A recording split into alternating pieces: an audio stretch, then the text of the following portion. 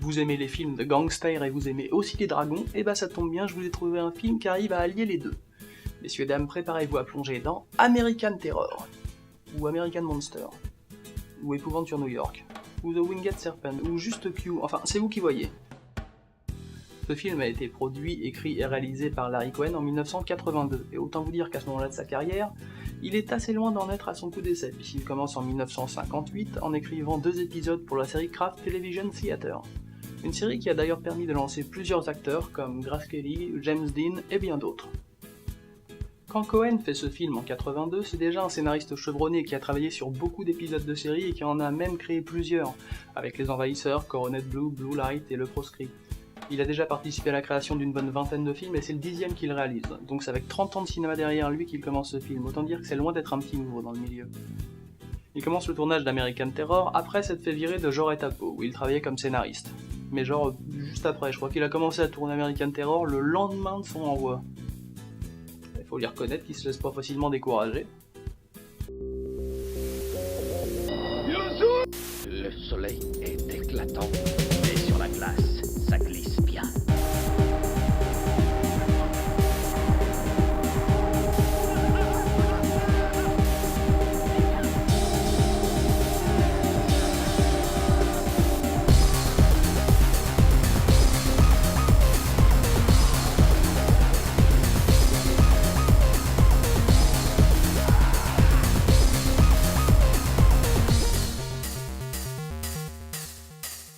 On commence donc sur une charmante scène de flirt entre un laveur de carreaux et une secrétaire. C'est insensé. Combien de fois par semaine vas-tu nettoyer ces sacrées baies vitrées? Ma petite copine, je t'aime. Ah, le harcèlement sexuel. En fait, notre laveur de carreaux en pince tellement pour elle qu'il finit par en perdre la tête.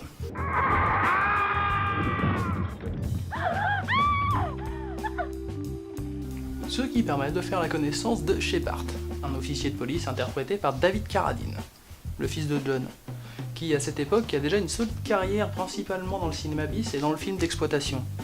Sinon aussi c'est Bill, dans Kill Bill.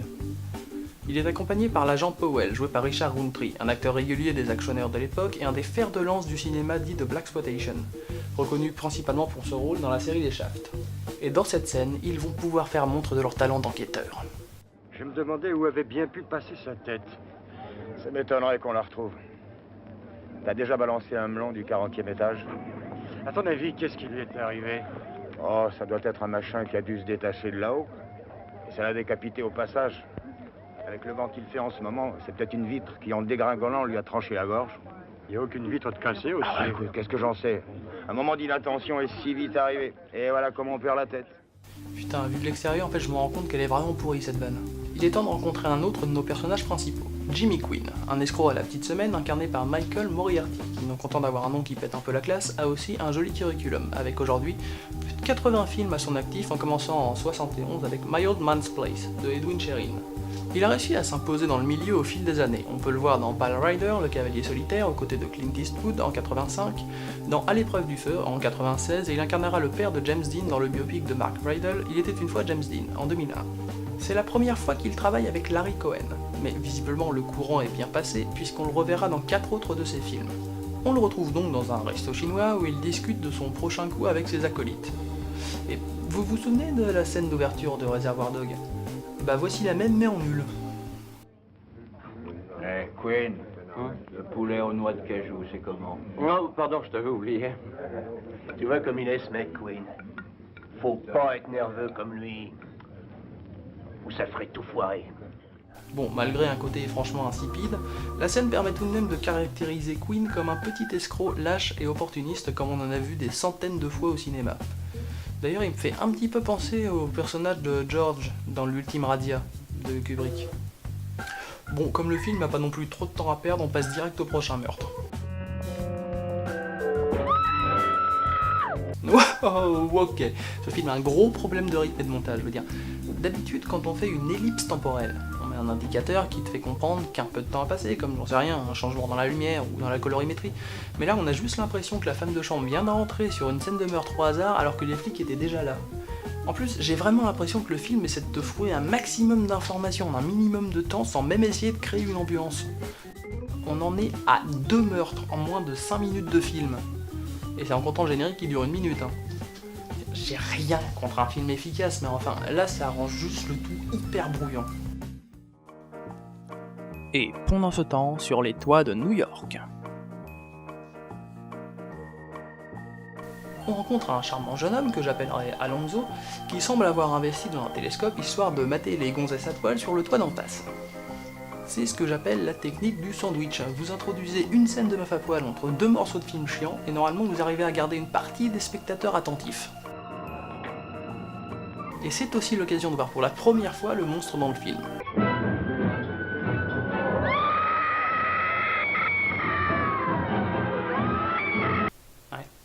Finalement, le hors-champ, c'est bien aussi. Bon, donc la créature embarque la fille dans les airs et fait pleuvoir une pluie de sang sur son passage, terrorisant la foule de figurants la plus convaincante du monde. Mon Dieu, mais c'est du sang! Oh mon Dieu!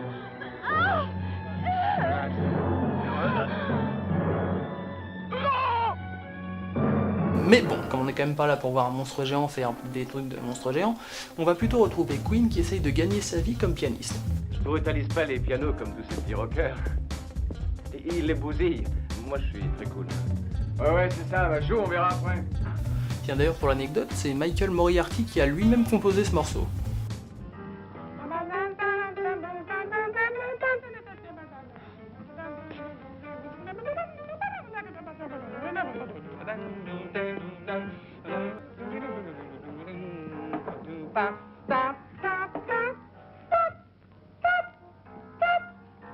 Oui, bon bah au moins il a eu une carrière d'acteur.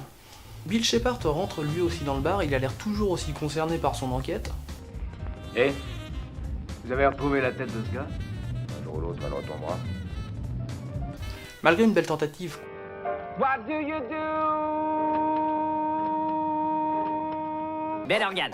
Queen se fait recaler et il doit donc tenter sa chance comme braqueur. On passe au braquage et là j'avoue, j'ai pas trop compris. Ils entrent et visiblement il y a des coups de feu, et après il ressort tout seul, donc a priori il a tué ses acolytes pour garder tout le magot pour lui. Et comme il a pas l'air pressé de fuir, j'ai supposé qu'il les avait tués, sauf qu'ils reviennent plus tard pour le menacer, donc je sais pas trop ce qui se passe pendant le braquage. À l'écran ça donne ça.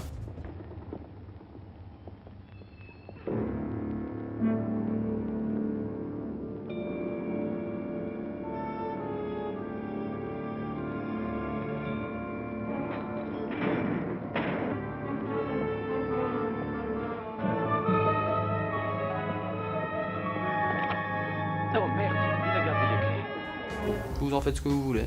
Bon, en attendant, il perd la valise pendant la fuite et il décide d'aller se cacher en haut du Chrysler Building, un des gratte-ciels les plus emblématiques de New York, abritant des bureaux pour d'importantes entreprises, ce qui rime quand même généralement assez souvent avec dispositifs de sécurité.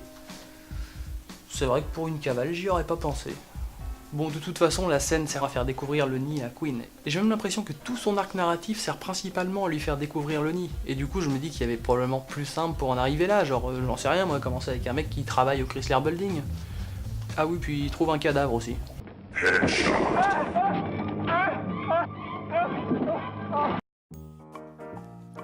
Et pendant ce temps, sur les toits de New York. Jean-Eudes, fier travailleur de la classe ouvrière, est fort bougon puisqu'on lui a volé son déjeuner. Hé, on m'a piqué ma gamelle. Qu'est-ce que tu veux qu'il fasse? C'est encore moi. Chaque fois qu'il perd un truc, c'est moi. Ton parapluie, ton crayon, ta bonne femme. Enfin, je suis pas responsable de tout ce que t'égares. Il pose donc la question à ses collègues travailleurs. Bande de salopards! Si je vois quelqu'un en train de manger mon sandwich, moi je lui ferai bouffer mon casque, c'est compris? Mais rien n'y fait. Ce pauvre Jean-Eudes est persécuté par ses petits camarades. Et elle voudrait que je sois calme avec ces imbéciles. Qu'est-ce que je dois faire quand ils font ça? Les remercier de se foutre de moi?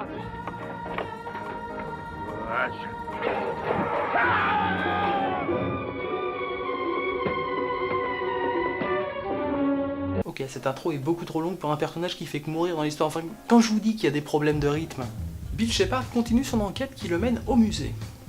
Je sais pas trop comment il a pensé aller interroger le gérant de l'Aztec, mais bon, visiblement ça paye, puisque le gérant lui apprend l'existence d'un sacrifice rituel pour invoquer Quetzalcoatl, où le sacrifié doit être écorché vif. Évidemment, il s'agit de l'ancienne civilisation aztèque. Rien à voir avec notre bonne culture nord-américaine. Et justement, le tueur écorche ses victimes. Coïncidence? Je ne crois pas. Bon, en tout cas, Bill, lui, en arrive à une conclusion logique. Alors il faut que je le tue. Si je le tue, c'est que ce n'est pas un dieu, et ce n'est qu'un monstre tout bête. Bon, ben, je vais prendre ma pilule pour la peine. Maintenant qu'on sait à quoi on a affaire, il est temps de voir à quoi ressemble le tueur.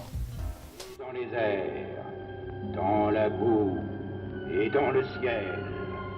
Ok, donc en fait le département costume a complètement pété une dirite, c'est ça l'histoire? Bon, le film continue à enchaîner les péripéties de façon plus ou moins décousue, il y a un nouveau cadavre, Bill Shepard fait... Et comme dans tout bon film de monstres qui se respecte, on nous explique de façon parfaitement plausible l'existence de Quetzalcoatl. Il se peut qu'à une époque lointaine, la Terre ait été envahie par ces oiseaux. Et puis la race s'est éteinte. Enfin, presque éteinte. Quoi? C'est pour moins logique qu'autre chose. Les anciens partenaires de Queen finissent par le retrouver, visiblement parce qu'il allait trop vite pour eux à la sortie de la bijouterie. Ils veulent récupérer le magot et Queen décide de s'enfuir par la fenêtre. Une poursuite s'engage avec la musique la plus improbable possible. What do you do? What you do to make my baby feel? What do you do? What you do to make my baby feel? Quelqu'un a vraiment validé ça en se disant « Oh mais c'est parfait, ça souligne vraiment bien le côté mou et chiant de la poursuite ». Queen finit par se faire rattraper et il décide d'emmener les deux autres dans le Chrysler Building en leur disant que c'est là qu'est cachée la mallette. Il espère qu'il se fasse manger par le dragon, ce qui fonctionne. Du coup, les autres se font manger et lui non parce que voilà, de toute façon on s'en fout, il est temps pour un nouvel épisode de... Et pendant ce temps, sur les toits de New York. 47, 48, 49, 50. Si j'avais su que tu m'avais fait venir pour te voir faire des pompes, c'est le pied. 53, j'espère qu'ensuite tu trouveras quelque chose de plus excitant. 55, 56, c'est bien, continue sans moi.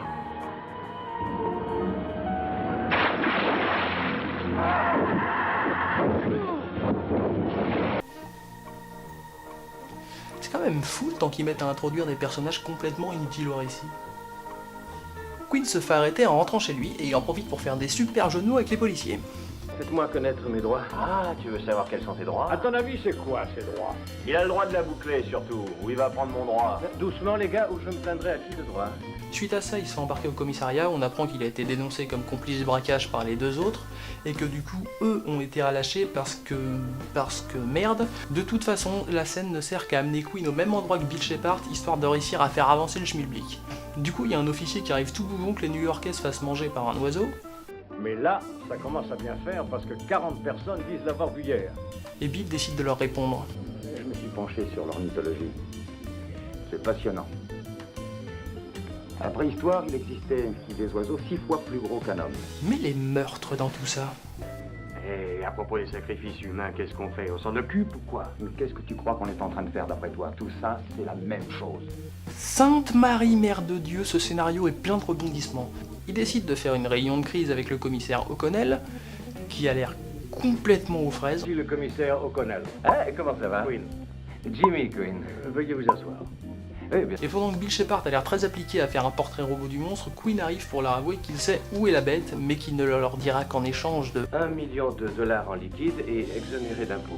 Et ils acceptent, je veux dire, c'est pas comme si c'était un escroc multirécidiviste accusé du braquage d'une bijouterie, je vois vraiment pas comment la police pourrait faire pour l'obliger à avouer. Queen finit par emmener la police jusqu'au nid, et après une punchline d'enfer, Bill détruit l'œuf. Faites chauffer au moins une tonne de bacon, on va se faire un petit déjeuner. Et pendant ce temps, un clown téléphone à la police pour dire qu'il a trouvé le tueur.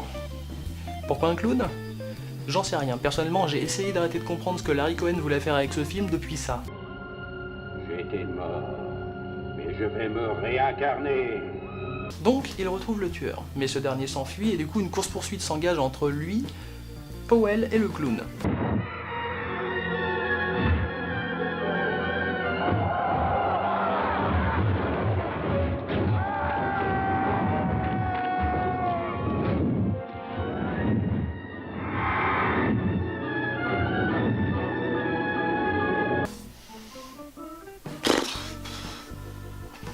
La suite. Le monstre finit par revenir au Chrysler Building, et là, c'est festival quoi. On a le droit à une espèce de best-of d'effets spéciaux en carton, de morts incongrus et de cris rigolos, et c'est génial.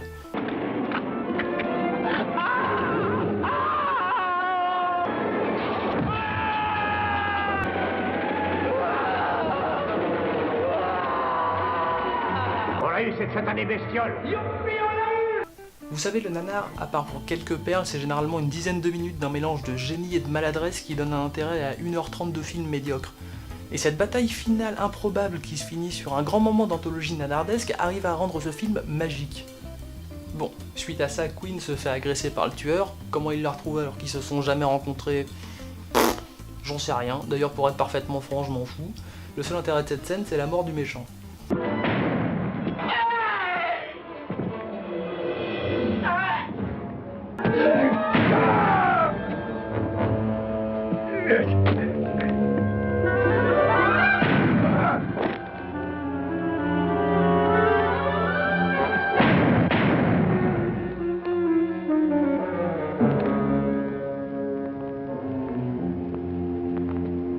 Ça a la peau dure, les sorciers.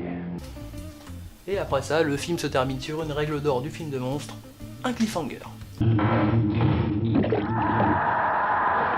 Je vous rassure, il n'y a pas eu de suite. Et encore heureux parce que ce film est un bordel sans nom.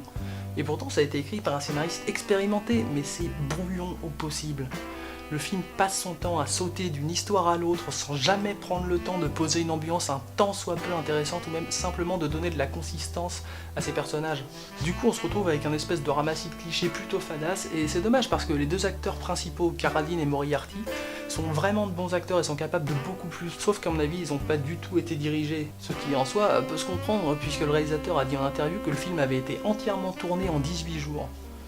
C'est peu, hein, je vais pas vous le cacher, pour un film d'1h30 c'est vraiment pas grand chose. Puis bon, là je crache dessus, mais en vrai il est quand même pas si mal ce film, hein, pour le dire. Certes, le scénario ne tient pas debout une seule seconde, en plus il est relativement imbitable, mais ça reste un divertissement sympathique. Et chaque apparition de Quetzalcoatl est absolument grandiose d'absurdité nanardesque, ce qui en fait un film très drôle à mater entre potes avec des bières et un canapé douillet. Et au fond, on lui en demande pas plus. Alors moi en attendant, je vous dis respect et robustesse, et surtout, ne lâchez rien.